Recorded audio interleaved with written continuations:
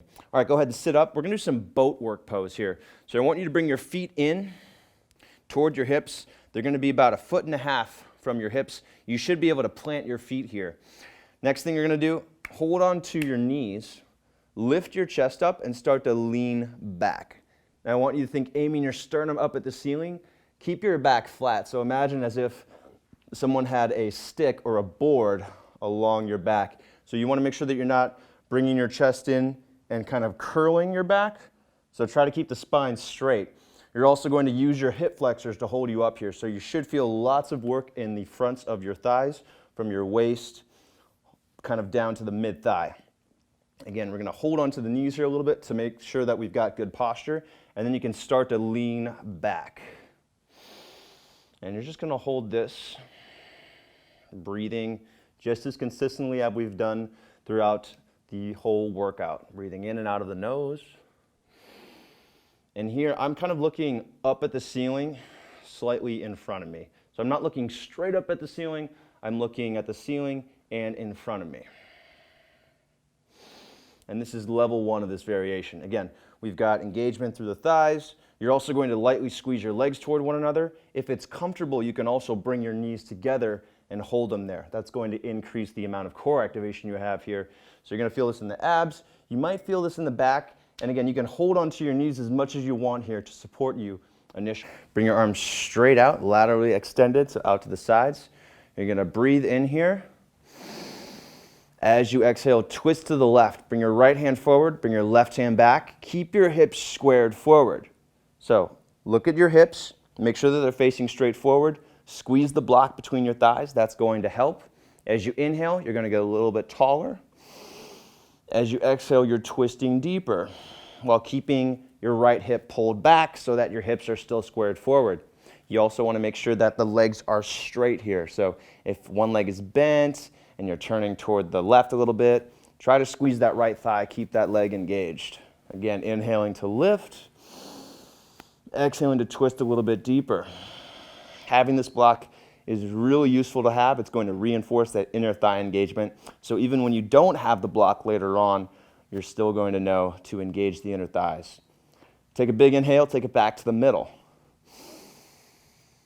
Exhale, twist to the right. Left hand comes forward, right hand reaches toward the back.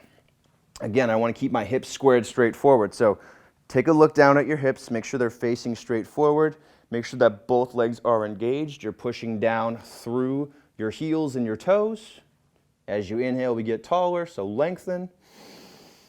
As we exhale, twist a little bit deeper. Your shoulders are going to be working here too. So if you feel some engagement through the insides of your shoulders, so right on the shoulder blades, that's a good thing. We do want to feel that. Your arms and your shoulders are working here. Again, breathe in to lift, to get taller. Exhale to twist. Inhale back to the middle. Exhale, twist to the left. Keep your hips squared. One more breath here. Exhale to twist deeper. Bring it back to the middle. Inhale. Exhale toward the right. Hips are squared. Look all the way over to the right. Open up your chest to the outside. One more breath. And back to the middle. Exhale, other side to the left. Again, 2 breaths total here. Get tall with the inhale. Tighten with the exhale, twist deeper. Using your core strength to twist. One more breath back to the middle. Exhale toward the right, twist. One more breath, get taller. Exhale, twist deeper. It's as hard as you want to make it. Back to the middle. And go ahead and relax your arms. Take it down. All right, donkey kicks on a wall. You're going to find a wall first. Put your hands on the wall. Stand at about feet, maybe 6 inches apart, kind of like you would have it for a squat hold. And we're going to work on doing some donkey kicks. So start on your right leg. Squeeze your left heel in toward your butt. And then press your heel up as high as you can. And when you get it as high as you can, start to press up and over to the right So we're really tightening your glute here. We're feeling this in the hamstring, in the back of the thigh. Pressing up higher, heel up higher. Still pushing down through your right foot, keeping your abs tight, protecting your lower back, and then releasing all the way back down. Same side. Squeeze your left heel in toward your butt. Feel your hamstring engage, and then press up and over to the right. First we go up as high as we can, and then we go up and over to the right.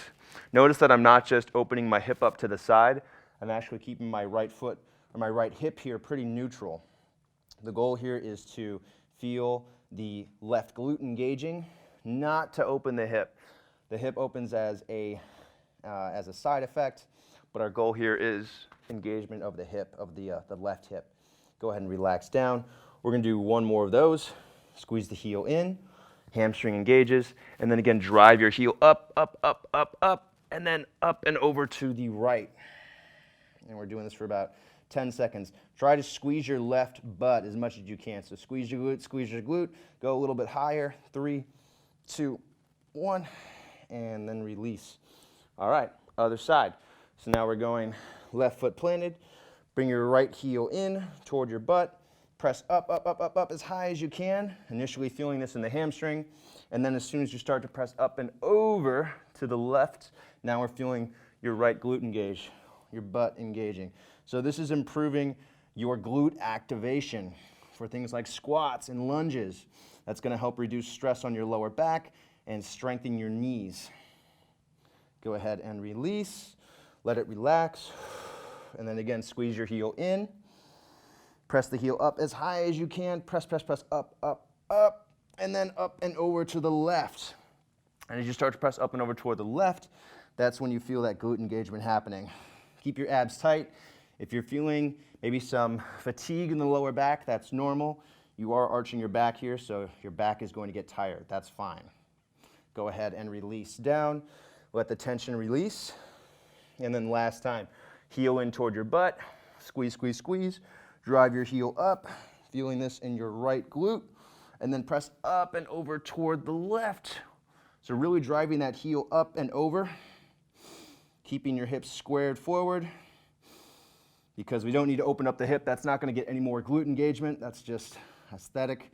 So we want to keep the hips squared. Focus on the glute engagement and the right hip. 3, 2, 1, and then release. All right, nice. Next exercise, we're doing the lunge.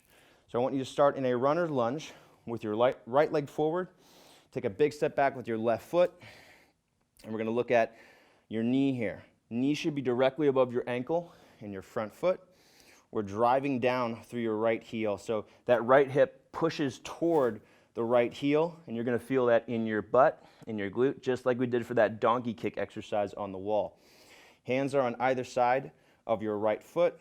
You're going to keep the back leg straight, squeezing your left thigh. Pull your chest forward. Try to create space from your hips to your ribs. So make your torso nice and long. And then we're going to set the back knee down, but keep that engagement through the right leg. So very slowly, bring your left knee almost all the way to the ground.